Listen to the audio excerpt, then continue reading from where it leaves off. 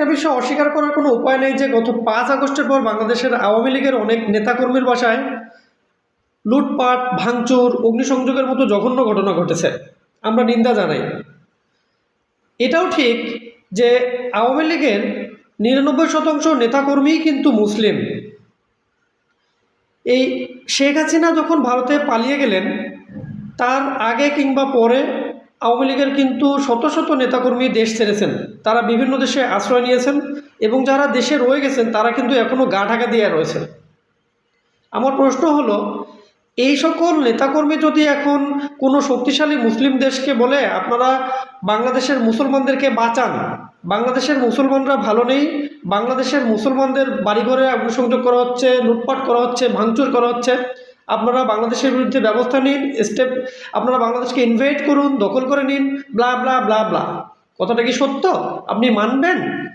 একটা স্বাধীন সার্বভৌম দেশের নাগরিক হয়ে আপনি কি করে অন্য একটা দেশকে সেই আপনার নিজের দেশের বিরুদ্ধে আপনি স্টেপ নিতে বলেন? আর এখানে যে হচ্ছে, আমরা একটা রাজনৈতিক সংকটের মধ্য দিয়ে যাচ্ছি, আমরা কিন্তু কোনো ধর্মীয় সংকটের মধ্য দিয়ে যাচ্ছি না।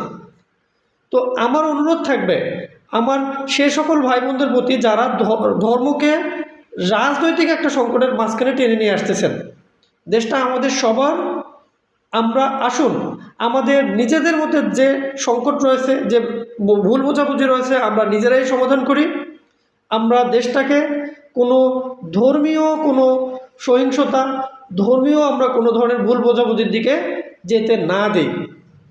আপনারা সকলে এগিয়ে আসুন, সকলের মঙ্গল কামনা করছি।